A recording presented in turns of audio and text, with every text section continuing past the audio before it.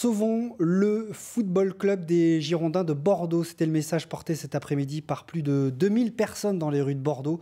Une marche pour la survie du club menacé de relégation au niveau amateur. Fait rare, le maire de Bordeaux et d'anciens joueurs étaient aux côtés des supporters. Mélissa Genevoix, Morgane Plouchard. Ils sont près de 3000 à battre le pavé pour sauver leur club. Il faut absolument sauver les Girondins de Bordeaux.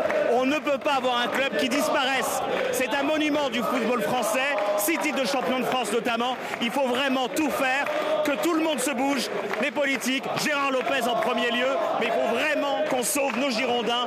On ne peut pas vivre sans les Girondins de Bordeaux. C'est top que de voir qu'il y a beaucoup d'amoureux du club qui sont là pour représenter les Girondins de Bordeaux.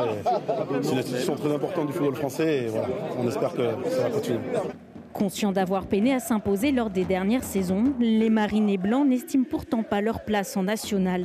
Sportivement, le classement fait qu'on mérite de descendre, mais descendre en Ligue 2, pas plus bas. On mérite de descendre, de se reconstruire et de vite remonter en Ligue 1. Donc c'est tout ce que je souhaite et le plus rapidement possible. Il faut, à mon avis, redonner un nouveau punch à ce club, un nouveau dynamisme, avec des gens qui sont capables de retrouver l'esprit club qu'il y avait dans les années 90 ou 2010 encore.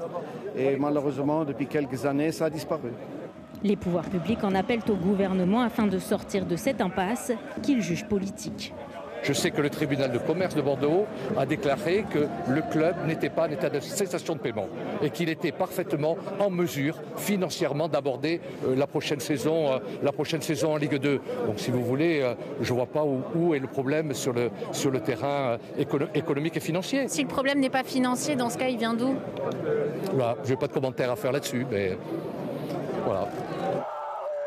Saisi par le club, le comité national olympique doit rendre son avis sur la question la semaine prochaine.